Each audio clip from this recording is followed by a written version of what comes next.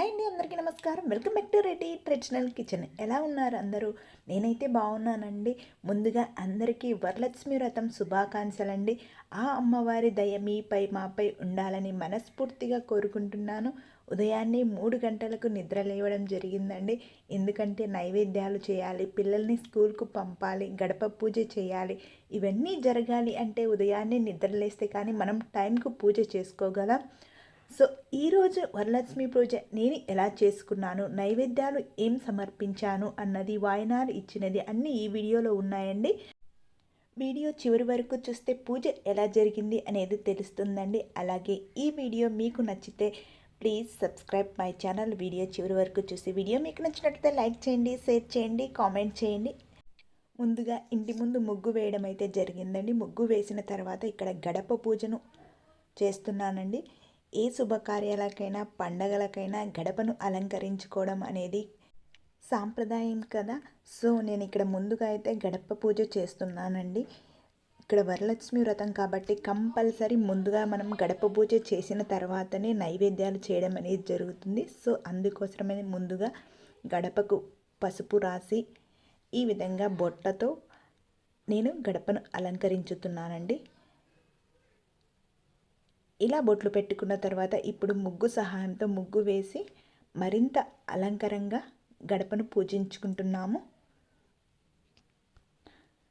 ఇలా గడపను అందంగా అలంకరించుకున్న తర్వాత గడప పూజను కంప్లీట్ చేసిన తర్వాత ఇక్కడ నేను తోరణాలు కట్టడానికి మామిడాకులను సిద్ధం చేసుకోవడం జరిగిందండి.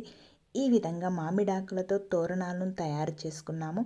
ఇలా తయారు చేసుకున్న మామిడాకు తోరణాలను ఇప్పుడు గుమ్మానికి అయితే కడుతున్నానండి. ఈ విధంగా మాకైతే ఇక్కడ 2 వాకిళ్ళు ఉన్నాయి. సో 2 సైడ్స్ నేను ఈ విధంగా గుమ్మానికి మామిడాకులు కట్టాను. లాస్ట్ వీకే మనకు గుమ్మడికాయ అనేది మా హౌస్కు ఉన్నది కొంచెం ఎండిపోయిందండి. సో అది తీసివేసి ఇప్పుడు రీసెంట్గా వరలక్ష్మి వ్రతం కాబట్టి కొత్తది అనేది నేను ఇక్కడ పెట్టడం జరిగింది.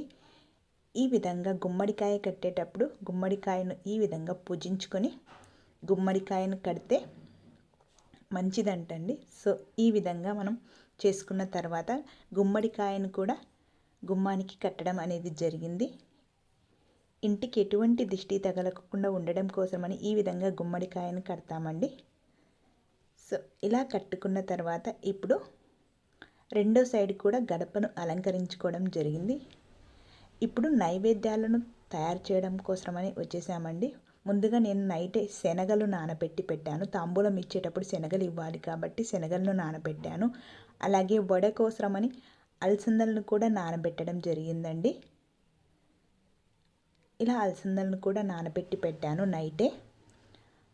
అలాగే దద్దోజనం మరియు చిత్రాన్నం కోసమని బియ్యాన్ని కూడా తీసుకోవడం జరిగింది. అలాగే పరమాన్నం కోసమని మరొక పాత్రలో బియ్యాన్ని కూడా తీసుకోవడం జరిగింది.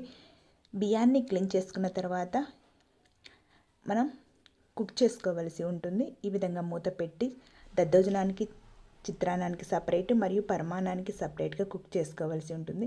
ఇప్పుడు పరమాన్నం రైస్ అనేది 3 విజిల్స్ ఇప్పించి నేను కుక్ చేసుకున్నాను అండి. ఇలా కుక్ చేసుకున్న వాటిలో ఇప్పుడు 1/2 లీటర్ ఆవు పాలను యాడ్ చేసుకున్నామండి. ఆవు పాలతో పరమాన్నం తయారు చేసి అమ్మవారికి నైవేద్యం పెడితే అమ్మవారికి చాలా సంతోషంగా ఉంటారంట. సో ఆవు పాలతో నైవేద్యం చేయడం జరిగింది. ఈ విధంగా ఆవు పాలను యాడ్ చేసుకున్న తర్వాత ఈ పాలల్లోనే మనం రైస్ మొత్తం కుక్ అయ్యేంత వరకు కుక్ చేసుకోవలసి ఉంటుంది.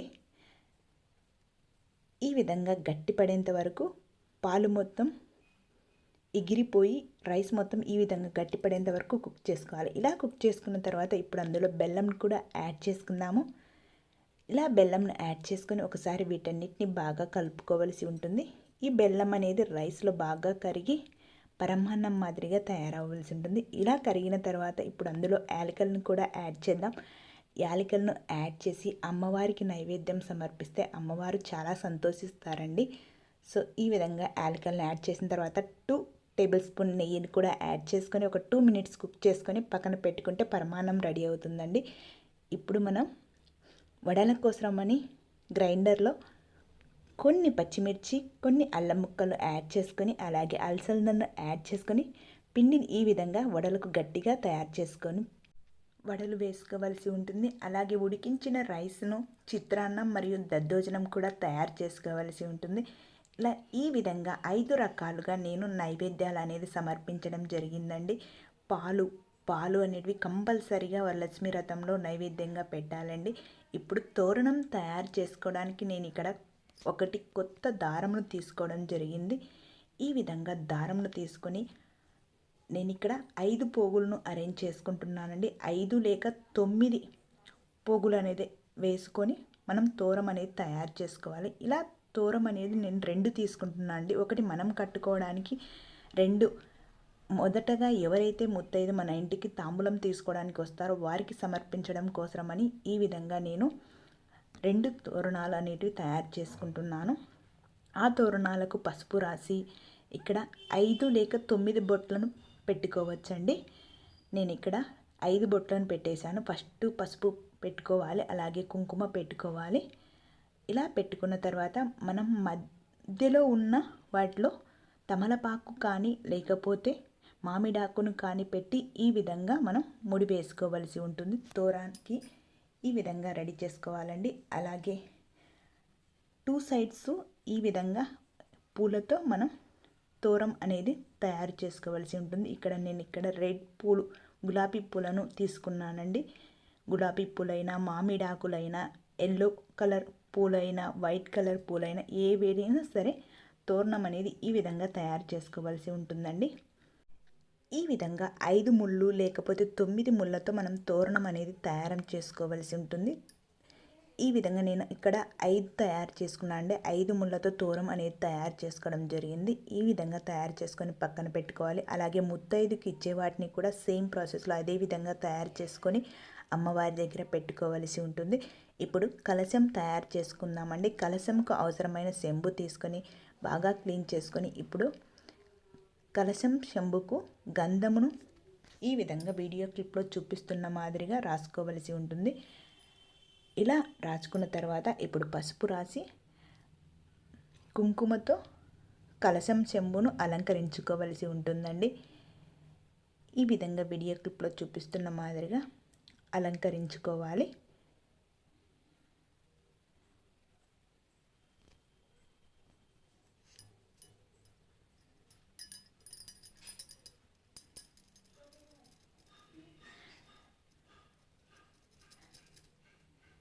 ఇలా అలంకరించుకున్న తర్వాత ఇప్పుడు ఒక ఆకును కూడా కట్టుకొని ఇప్పుడు అందులో వాటర్ను యాడ్ చేసుకుందాము. ఇలా వాటర్ యాడ్ చేసుకున్న తర్వాత ఇప్పుడు అందులో కుంకుమ, పసుపు, అత్సింతలు యాడ్ చేసుకుందాము. అత్సింతలు యాడ్ చేసిన తర్వాత 1 రూపాయి బిళ్ళ అందులో యాడ్ చేసుకుందాము. ఇలా యాడ్ చేసుకొని పక్కన పెట్టుకోవాలి. ఇప్పుడు ఒక ప్లేట్ తీసుకొని అందులో రైస్ తీసుకొని మనం అలంకరించి పెట్టుకున్న కలశం చెంబును వాటిపై పెట్టుకొని ఇప్పుడు ఒక టెంకాయ తీసుకుందామండి. చెంబు పైన మనం టెంకాయను పెడతాం కాబట్టి టెంకాయను తీసుకొని వాటికి నిండా పసుపు రాయవలసి ఉంటుంది. ఈ విధంగా పసుపుతో అలంకరించుకున్న తర్వాత ఇప్పుడు బొట్టు అనేది పెట్టడం జరుగుతుందండి. ఇక్కడ బొట్టు అలంకరణ అనేది మన ఇష్టం అండి. మనకు తోచినట్లుగా ఇలా మనం బొట్టు అలంకరణ చేసుకోవచ్చు. ఈ విధంగా కూడా అలంకరించుకోవచ్చు. అలాగే కన్నులు, లిప్స్, బొట్టు అన్నీ పెట్టుకొని డ్రాయింగ్ రూపంలో కూడా అలంకరించుకోవచ్చు. ఇలా చేసిన తర్వాత కలశంపై ఉన్న టెంకాయకు మనం ఇప్పుడు బ్లౌజ్ అనేది పెట్టడం జరుగుతుందండి. సో బ్లౌజ్ పెట్టడం కోసం ఈ విధంగా మనం బ్లౌజ్ను తయారు చేసుకోవాల్సి ఉంటుంది. ఈ విధంగా ఫోల్డ్ చేసుకుంటూ మనం కలశంను అలంకరించుకోవాల్సి ఉంటుంది. ఈ విధంగా మనం సింపుల్గా బ్లౌజ్ పీస్తో కలశం చెంబును అందంగా అలంకరించుకోవచ్చండి. ఇలా తయారు చేసి పెట్టుకున్న బ్లౌజ్ పీస్ను ఇప్పుడు మనం రెడీగా పెట్టుకున్న కలశం చెంబుపై ఉన్న టెంకాయపై పెట్టుకోవలసి ఉంటుంది. ఇలా కలశం చెంబును రెడీ చేసుకున్న తర్వాత మనం ఎక్కడైతే కలశం చెంబు పెట్టుకొని పూజించాలి అనుకుంటున్నామో అక్కడే పెట్టి వేసి వాటిపై గాజులు, పువ్వులు, బంగారంతో మరింత అందంగా అలంకరించుకోవాల్సి ఉంటుందండి. నేనైతే ఇక్కడ ఈ విధంగా అలంకరణ అనేది చేసుకోవడం జరిగిందండి. సో అమ్మవారికి ఇష్టమైన నైవేద్యాలు, తోరణాలు, పూలు, పండ్లు, తాంబూలం అన్నిటినీ సమర్పించి మరియు చీర, రవిక అన్నిటినీ సమర్పించి పూజించడం అనేది జరిగిందండి. పూజకు ముందు ఇంట్లో వారానికి ఒకసారైనా ఇంట్లో సాంబ్రాణి వేసుకోవడం అలవాటు కదండి. సో ముందుగా సాంబ్రాణి అయితే వేస్తున్నాను. మంచి స్మెల్తో ఇల్లంతా గుమగుమలాడుతుందండి. ఆరోగ్యానికి కూడా చాలా మంచిది. ఈ విధంగా వీక్లీలో వన్స్ అయినా మనం ఇంట్లో సాంబ్రాణి వేసుకుంటే చాలా మంచిదంట. సో నేను ముందుగా సాంబ్రాణి వేసి తర్వాత పూజ చేయడం అనేది జరిగిందండి. సో ఈ విధంగా వరలక్ష్మి వ్రతం యొక్క కథను చదువుకుంటూ పూజ చేయడం అనేది జరిగిందండి. దీప నైవేద్యాలతో సో అమ్మవారిని అయితే పూజించడం జరిగింది. ఇలా తోరణం యొక్క మంత్రం కూడా పఠించిన తర్వాత ఆ తోరం అనేది కట్టడానికి ఇక్కడ మా వారి హెల్ప్ అయితే తీసుకున్నానండి. సో మా వారి సహాయంతో తోరం అనేది కట్టించుకున్నాను. ఇలా కట్టించుకున్న తర్వాత వరలక్ష్మి వ్రతం యొక్క మంత్రాలు చదువుకొని తర్వాత టెంకాయ అనేది సమర్పించడం జరిగిందండి. ఇలా టెంకాయ సమర్పించిన తర్వాత నిండు మనసుతో అందరం చల్లగా సంతోషంగా ఉండాలి అనేది అయితే కోరుకోవడం జరిగింది. ఈ విధంగా నా వరలక్ష్మి వ్రతం పూజ అయితే ఇక్కడ కంప్లీట్ చేసుకోవడం జరిగిందండి. అలాగే ఈ వరలక్ష్మి వ్రతం కంప్లీట్ అయిన తర్వాత వాయినాలు ఇవ్వడం కూడా జరుగుతుంది కదా. సో ఈ విధంగా పూజ కంప్లీట్ అయిన తర్వాత వాయినాలు ఇవ్వడం కూడా జరిగిందండి. ముందుగా మా వారి దగ్గర అయితే ఆశీర్వాదం తీసుకోవడం జరిగిందండి. అక్షంతలు ఇచ్చి ఆశీర్వదించమని అడిగాను. తర్వాత ఈరోజు అమ్మ నా కోసం సారీ తీసుకొని వచ్చిందండి. సో అమ్మకే మొదటి వాయనం ఇవ్వడం జరిగింది. సో కాళ్ళకు పసుపు రాసి బొట్టు పెట్టి అలాగే గంధం కూడా ఇచ్చి అమ్మకు వాయనం ఇవ్వడం అయితే జరిగిందండి.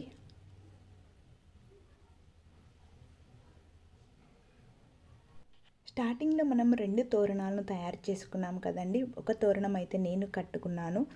మొదటి తోరణం నేను కట్టుకున్నాను. రెండవ తోరణం వచ్చి మొదటగా ఎవరికైతే వాయనం ఇస్తామో వాళ్లకు రెండవ తోరణం అయితే కట్టవలసి ఉంటుందండి.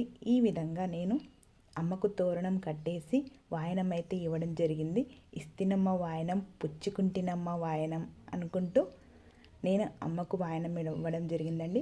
అమ్మకు వాయనం ఇచ్చిన తర్వాత అక్షంతలు ఇచ్చి ఆశీర్వదించమని అడిగాను. సో ఈ విధంగా నన్ను ఆశీర్వదించింది. తర్వాత అత్తకు కూడా వాయనం ఇవ్వడం జరిగిందండి. అత్తకు కూడా సేమ్ ప్రాసెస్లో వాయనం ఇచ్చి ఆశీర్వదించమని అడిగాను. సో ఈ విధంగా నా వరలక్ష్మి వ్రతం అయితే కంప్లీట్ అయ్యిందండి. సో ఈ వీడియో మీకు నచ్చినట్లయితే లైక్ చేయండి, షేర్ చేయండి, సబ్స్క్రైబ్ చేయండి. Thank you for watching my video friends.